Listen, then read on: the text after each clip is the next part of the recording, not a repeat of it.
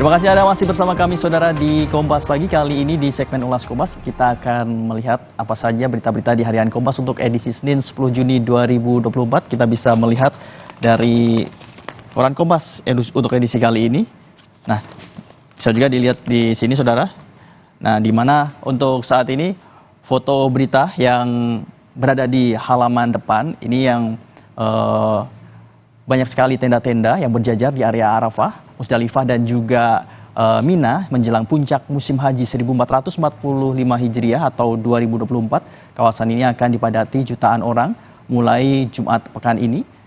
Dan nanti di Idul Adha sendiri akan dirayakan pada tanggal 17 Juni kali ini saudara. Dan selain itu juga ada berita kisah haji yang mungkin bisa menginspirasi Anda, di mana menabung Rp5.000 per hari untuk naik haji menjadi tamu Allah di Tanah Suci merupakan impian umat Islam, saudara. Selain kesehatan, beribadah haji mensyaratkan kemampuan membayar biaya perjalanan haji. Salah satu warga negara Indonesia bernama Ismaiyah berumur 75 tahun memupuk mimpi untuk beribadah haji sejak berusia muda. Dari menabung hasil berjualan ketan sambal dan nasi rawon kikil di desanya, tahun ini akhirnya ia dapat mewujudkan impiannya untuk berangkat ke Tanah Suci. Dan selain itu saudara, ada juga judul besar yaitu mengenai Amerika Serikat Inggris pasok intelijen untuk serbuan ke Nusairat.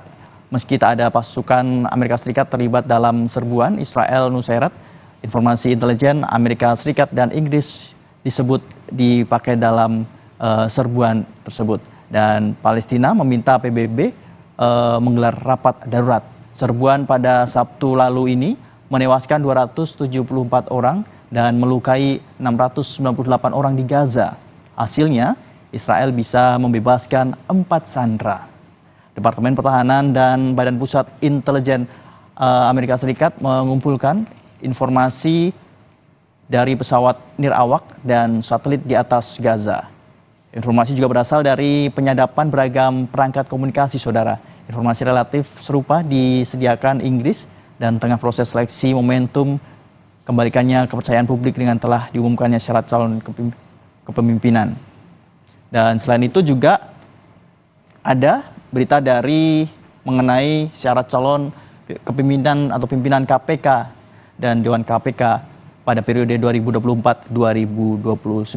Ada harapan kuat bahwa proses seleksi berlangsung transparan dan melibatkan publik. Dengan demikian, proses seleksi tersebut dapat menjadi momentum turut mengembalikannya kepercayaan publik kepada KPK. Dan di halaman 15, kita juga bisa membacanya mengenai tim Garuda bertekad bangkit dan saat melawan Irak dalam kualifikasi Piala Dunia ini akan menjadi pelajaran bagi tim Indonesia yang sempat terpuruk.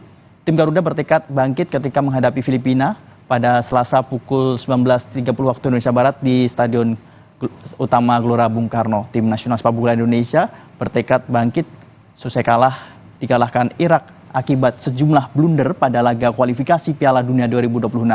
Pada latihan di Stadion Madia Gelora Bung Karno pada Minggu malam, semua pemain Indonesia mengalihkan fokus untuk menghadapi Filipina dan pelatih Indonesia Sintayong telah mempersiapkan strategi fisik dan mental untuk memenangi laga melawan Filipina dan lolos ke babak ketiga.